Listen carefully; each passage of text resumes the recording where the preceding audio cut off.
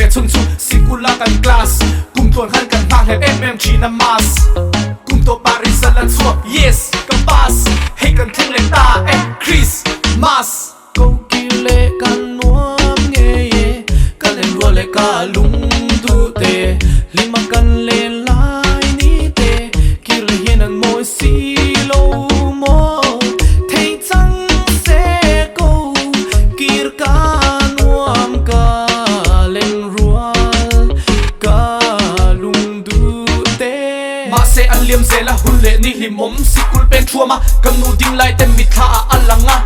chapin kan in kha ni lengin an ni min ha no kan nu ko ka von tla tang khan ka hun kan ta te kha sending kan nu nge ye chen ten neng kan in chen dar chu ko to a in sar phar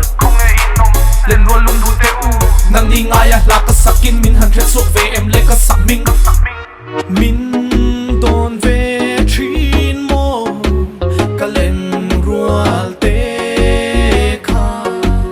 chen ten fam dai rial an chang ta mo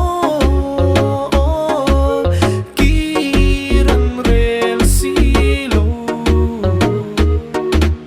an lo chang a fam dai rial kam mi tu po at la hial ping ka awa ma se min chang si lo rang ka chak ka pui moya nang nen he min lal pa kan fakang sai ke le nam kan ngai to lo wang thin dang in hen kan lun then ve the nan ni ting kan tong try kho vel thi te hian kan lung min le le to long kan len wo lung du te nen va na chuan kan in tok le don kan len wo lung du te nen va na chuan kan in tok le ang ki lệ can nuông nghe ye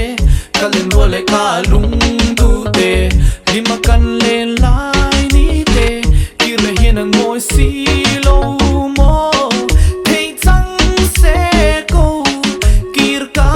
nuông ca lên rual ca lung tu te